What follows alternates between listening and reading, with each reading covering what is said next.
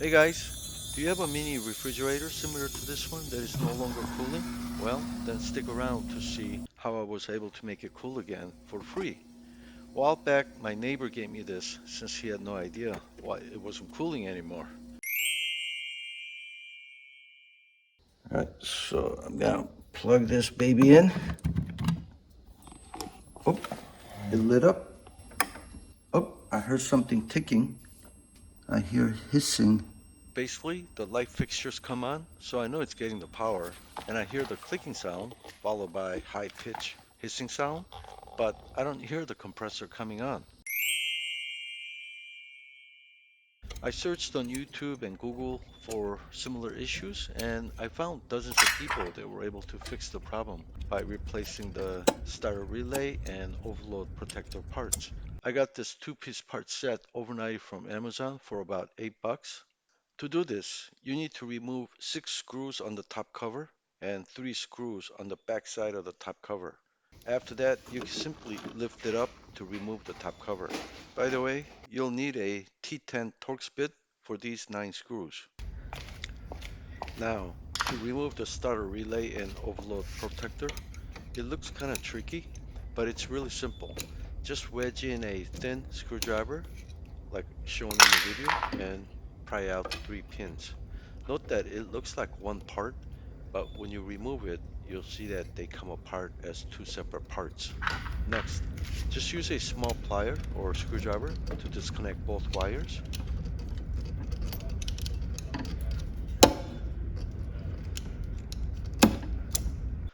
Now, take picture of the part numbers just in case yours is different than mine so that you can order the correct parts.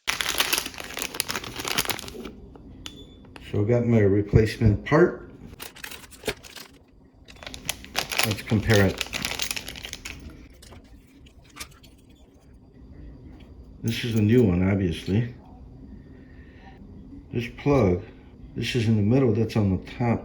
So that's a little bit different. This is the same. And let me see here, the part numbers don't match, but everything else looks okay with the exception of this. Let's take a look at this one. There's the part number QP24R7. This is the new one. Shape is similar so far. This is the new one. That's correct. This here is correct. Okay, you see these 3 prongs there? So when you get this replacement part, it's kind of confusing where it goes. So you see the 2 holes there? They're gonna go to the bottom 2 prongs, okay? So they're gonna go in right there, like that. This needs to be inside there first. So I guess I need to get both of these plugged in at the same time because I need to get this third one in there, and I can't do that with this in there, so I have to put that back in together as one piece.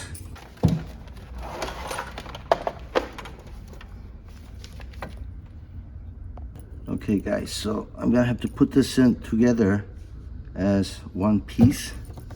Okay, so I'm gonna actually lay this white part over this so that all 3 prongs can connect in at the same time. So it's gonna be a little bit tricky.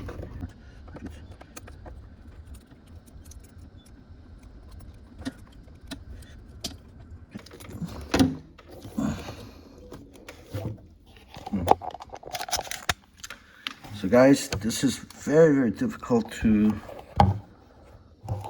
show you.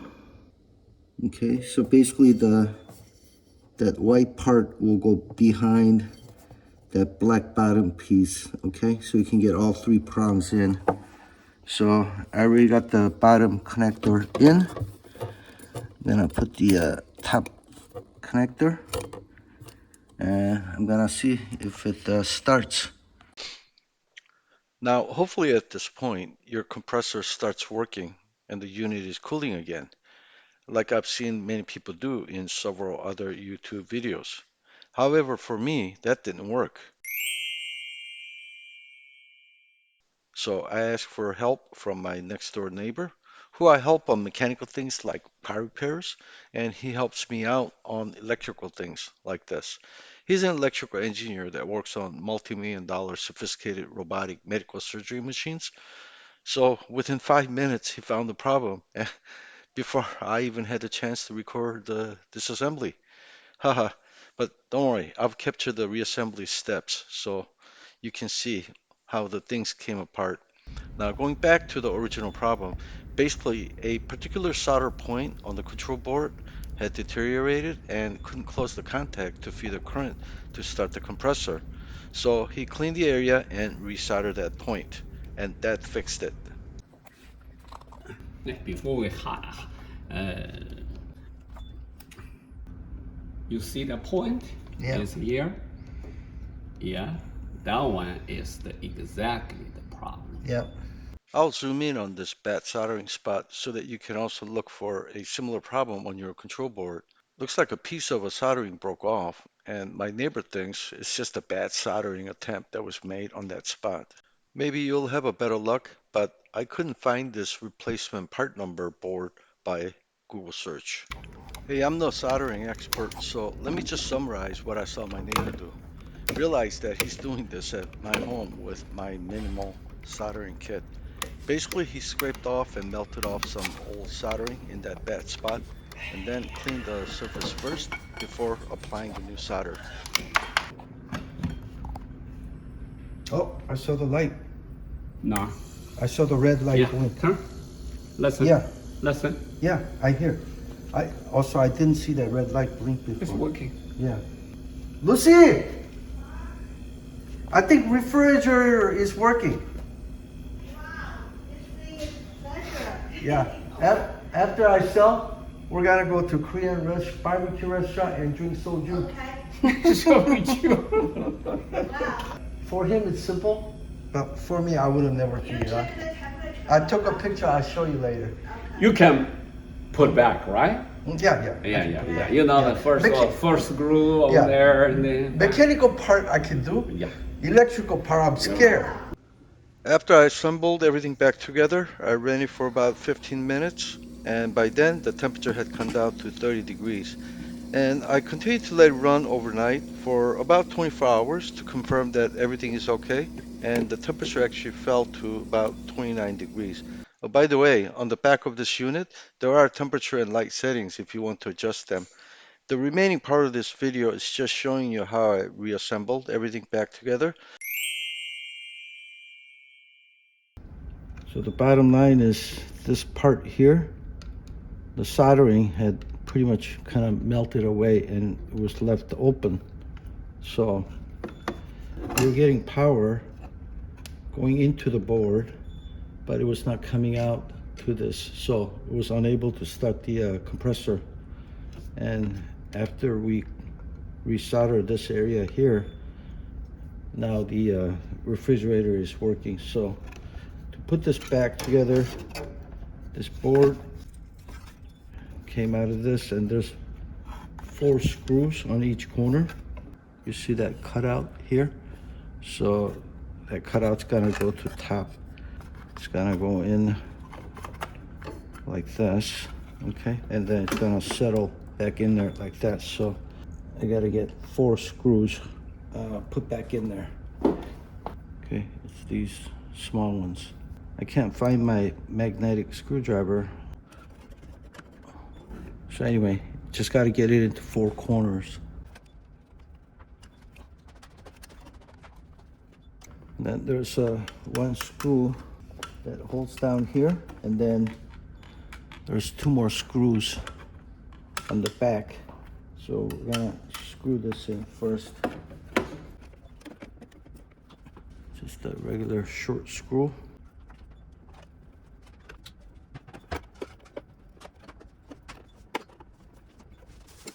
Okay, and this goes back inside here, and there's 2 more screws here. Forgot to put this cap on first. Hopefully I don't have to take everything apart, although it's not a big deal if I have to.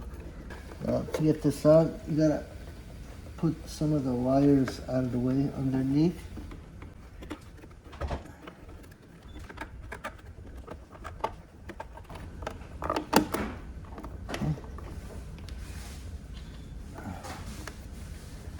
And this is a small screw over here.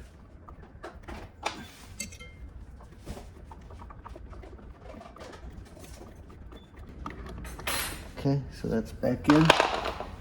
Also, before it'll zip tie, to get some of these wires away from the compressor, I would imagine, to avoid them getting too hot. So I'm gonna do the same here.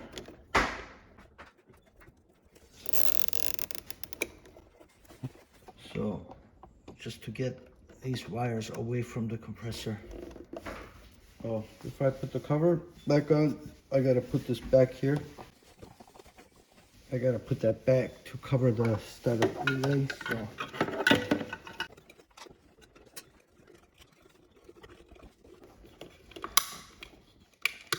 okay.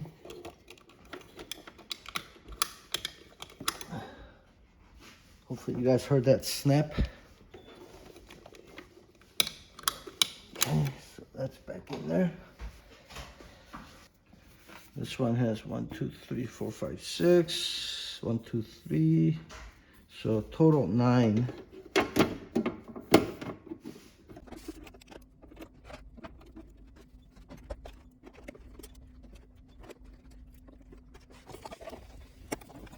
Okay, so I got 3 screws put back in. The inner part, it was sticking out, so I had to undo the top again and lift it up and get it pushed in. So this one's, it's not tricky, just make sure this inner plate is in like this, okay? Because one screw needs to go in there. So it's all put together. So I'm gonna put it through the test again. Plug it in. Now you can hear the compressor running.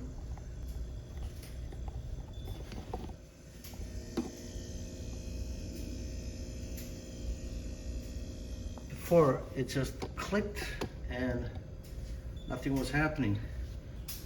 Right now my room temperature should be in upper 70s. Okay, see, 79. Our AC is set to 78, I think. I had ran this a little bit before I reassembled everything. Wow, you see? 48. 59 up there. 40. Glad I didn't give up on this, as it turned out to be an easy solder fix. Thanks for watching, guys, and I hope this video helped. I'll see you guys next time with more money-saving DIY videos.